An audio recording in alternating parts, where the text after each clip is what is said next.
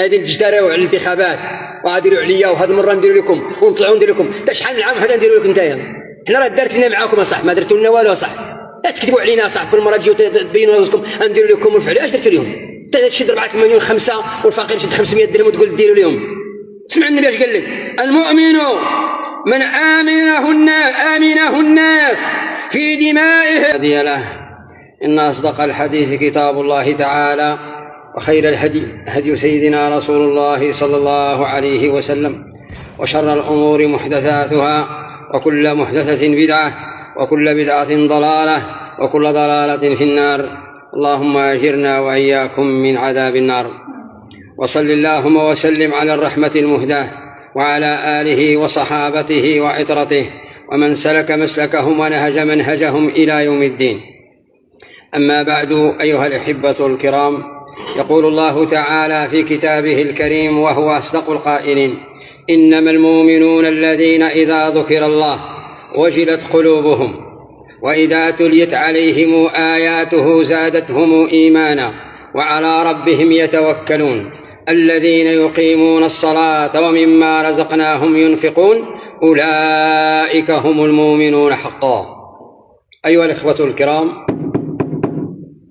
حديثنا اليوم عن الإيمان. المسلمون في العالم الإسلامي أزمتهم أزمة الإيمان، وأزمة التقوى، وأزمة العمل الصالح. هذا هو الذي أمر الله به أن يكون المسلمون قادة، وأن يكونوا سادة، وأن يقودوا ولا يقادوا، وأن يسودوا ولا يسادوا، أن يعتصموا بالإيمان والعمل الصالح.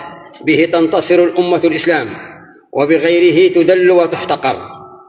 فأزمة المسلمين الآن عندهم أراضي وعندهم خيرات وعندهم بركات في باطن الأرض وفي البحر وفي الجو وفي البر، لكنهم الآن يعيشون قمة الذل والافتراق والتشتيت والتمزيق. إنما أزمتهم ليست أزمة اقتصادية أو سياسية أو اجتماعية، إنما هي أزمة واحدة لا ثانية لها، أزمة الإيمان. هذا الإيمان الذي يقول الله تعالى إنما أداة حصر. المؤمنون الذين إذا ذكر الله وجلت قلوبهم، خافت قلوبهم، وإذا تليت عليهم آياته، تلي عليهم القرآن، زادهم إيمانا. وأنا تنقول لكم أنتم قيدوا عندكم واش هادشي كان عند المسلمين. شكون هم المؤمنون؟ إذا ذكر الله وجلت قلوبهم، خافت ولانت وخشعت وتضرعت وبكت. وإذا تليت عليهم آيات زادتهم إيمانا. إذا تلي عليهم القرآن زادهم إيمانا على إيمانهم، وعلى ربهم يتوكلون على الله الواحد الأحد الفرد الصمد الذي يعطي ويمنع ويرزق ويحيي ويميت. الذين يقيمون الصلاة. أنت ذكرتكم الأولى ذكر الله وجلت قلوبهم، سطروا عليها واش كاين ولا ما كايناش. تليت عليهم آيات زادتهم إيمانا. إذا دخل عليهم القرآن تزيدهم إيمان. واش كاين في المسلمين ولا ما كايناش؟ على ربهم يتوكلون. يتوكل على الحي الذي لا يموت. الذين يقيمون الصلاة معنى إقامة الصلاة، ليس يصلي فقط، يصلي ويحلل الحلال، يصلي ويبتعد عن الحرام، يصلي ولا يغش، يصلي ولا يكذب، يصلي فيه رحمة، في مودة، في محبة، في أخوة. هذه هي إقامة الصلاة. ومما رزقناهم وينفقون مما رزقهم الله، سواء من المال، سواء من العلم، سواء من القوة، سواء مما رزقك الله تنفق. أيها الأحبة الكرام، إن أقوى ما يتحصن به الإنسان المؤمن في هذا الكون وفي هذا الوجود وفي هذا الزمان وفي هذا الوقت هو الإيمان الصادق الراسخ. إيمان صادق راسخ. صاحب الإيمان السليم الصحيح قوي في عقيدته. المؤمن قوي في عقيدته، قوي في أخلاقه، قوي في سلوكه، قوي في معاملاته. إن الإيمان الصحيح هو الذي نطق به اللسان، يقول أشهد أن لا إله إلا الله وأشهد أن محمد رسول الله، ووقر في القلب.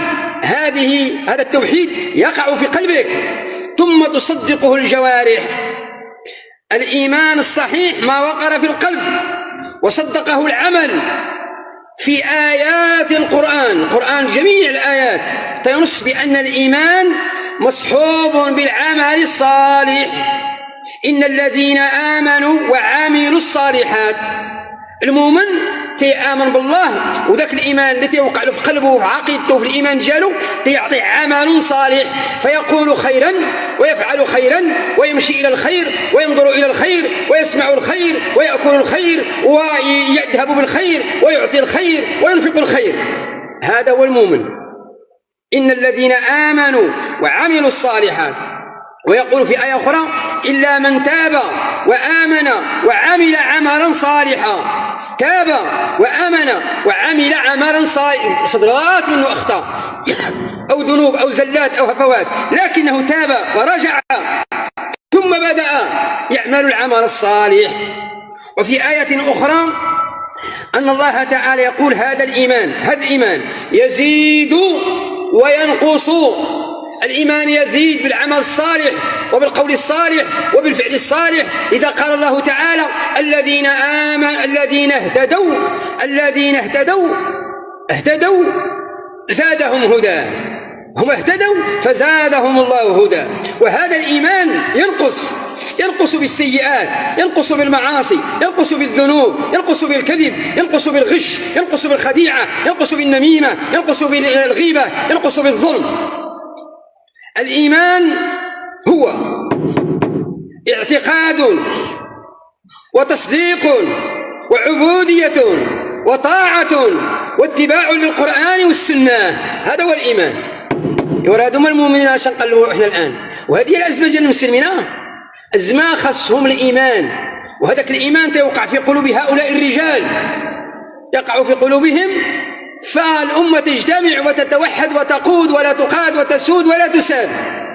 الإيمان الصادق. اسمع مزيان، تسمعوا عندك تنعس ليا، تنضرب وتنغوت ودابا يجيك النعاس سيمانه وانت غايب، جيتي تقعدي معنا 20 دقيقه، جاتك الراحه وجاك الهدوء وجاتك السكينه، ولقيتي حتى واحد ما تعيط لك وزلت عليك السكينه وباغي تنعس، ما تنعسش معايا، تخرج منها ونعس زعما تندقدق غير باش ما تنعش. الإيمان الصادق، صاحب الإيمان الصادق خاشع ذاكر متضرع أواه كثير الاستغفار. صاحب الإيمان الصادق ذا محبة وذا أخوة وذا رحمة وذا إيمان وذا إحسان وذا تعاون وذا صدق وذا تآزر وتآلف. هذا هو المؤمن الصحيح. نعم، صاحب الإيمان الصادق لا يكذب ولا يغش ولا يخادع ولا يراوغ ولا يأكل أرض الناس ولا أموال الناس ولا يظلم أموال الناس، لا يظلم حتى الحيوانات، حتى الشجر، حتى الهواء، حتى الماء.